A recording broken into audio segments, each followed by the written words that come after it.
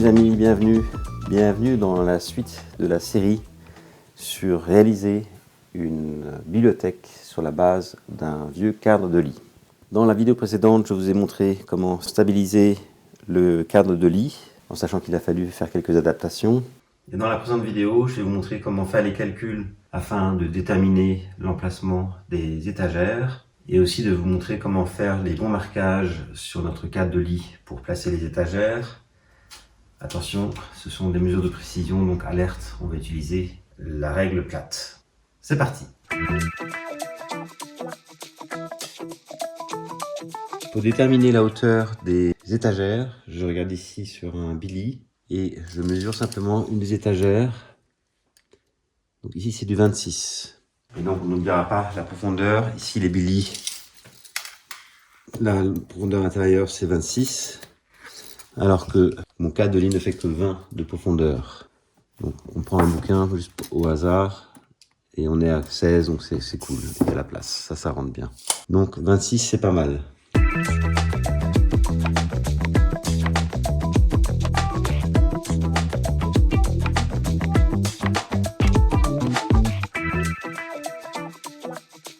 Alors pour le calcul de l'organisation des étagères, donc on a la hauteur globale ici c'est 194. Je vais mettre en bas une étagère épaisse pour cacher le bas de 2,3 avec un espace élevé de 33 pour mettre les livres hauts.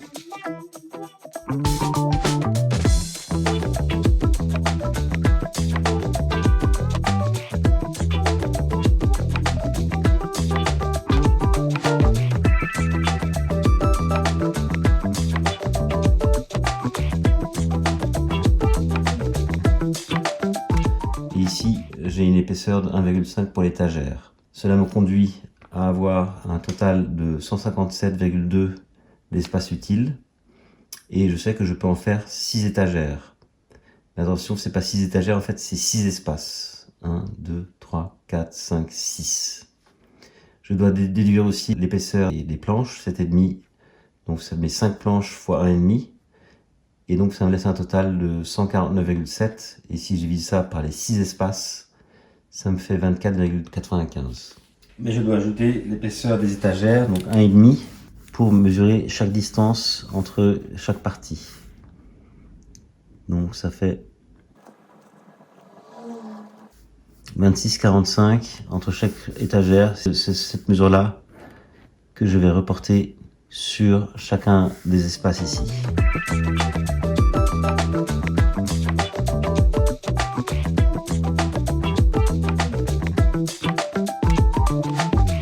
Alors maintenant pour le marquage et pour pas se planter des deux côtés, j'ai fait un mini calcul sur le cumul des longueurs.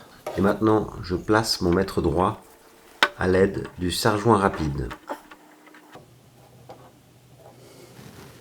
Et donc je reporte mes distances calculées cumulées sur la planche.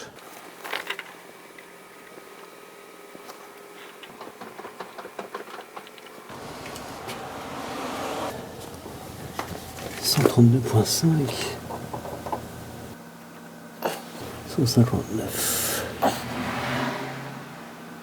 Ok, maintenant je fais la même chose de l'autre côté.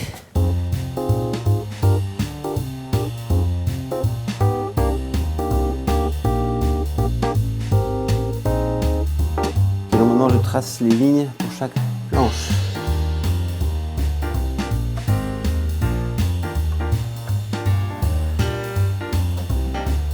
Évidemment ici l'avantage c'est que vu que c'est du bois coupé d'usine, l'arrière est parfaitement droit.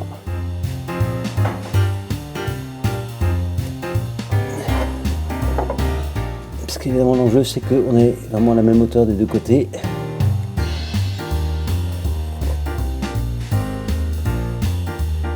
On n'oubliera pas l'épaisseur du crayon de chantier.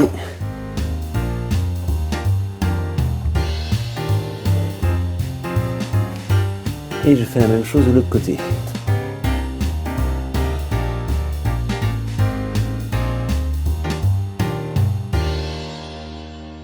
Alors maintenant, pour la fixation des étagères, il y a plusieurs options qui se proposent. Il se trouve qu'ici, il y a déjà des trous qui sont fixés et qui sont exactement du diamètre des petits bitoniaux qui viennent d'un meuble Ikea pour les placer ainsi. et ensuite juste poser l'étagère. Alors ici la réserve, c'est que avec le poids des livres, ça risque de descendre, donc il aurait été raisonnable de placer ici, de faire 2 autres trous à la bonne hauteur et de placer l'étagère comme ça. Maintenant 2 réserves sur cette solution. La première, c'est qu'il se trouve que les trous ici sont d'une distance relativement élevée, donc 33, ce qui est relativement élevé, et vu la profondeur de l'étagère, on ne pourra pas mettre de livres haut, donc ça conduirait à avoir une grande perte d'espace. Évidemment, rien ne m'empêche de faire des trous à la bonne hauteur et au bon diamètre pour utiliser cette solution. C'est une option qui présente l'option de la simplicité. Elle a cependant la petite réserve que ça ne va pas contribuer à la stabilité de la bibliothèque. Après, si vous mettez des choses légères dessus, ça ne posera pas de problème particulier, donc c'est une option qui n'est pas inintéressante. Et une autre technique vraiment super frugale, c'est de simplement couper un morceau de bois qui est un peu plus haut de ce que vous voulez stocker, et vous faites la même chose de l'autre côté, et ça tient tout seul. Donc ici, je l'ai fixé avec une vis. Alors moi, je vais choisir ici l'option 2, qui est celle de placer des petits tasseaux et de tout bien visser ensemble. Avec cela, on aura une stabilité de l'étagère qui sera absolument parfaite. Maintenant, tout est prêt pour placer les étagères dans notre cadre de lit.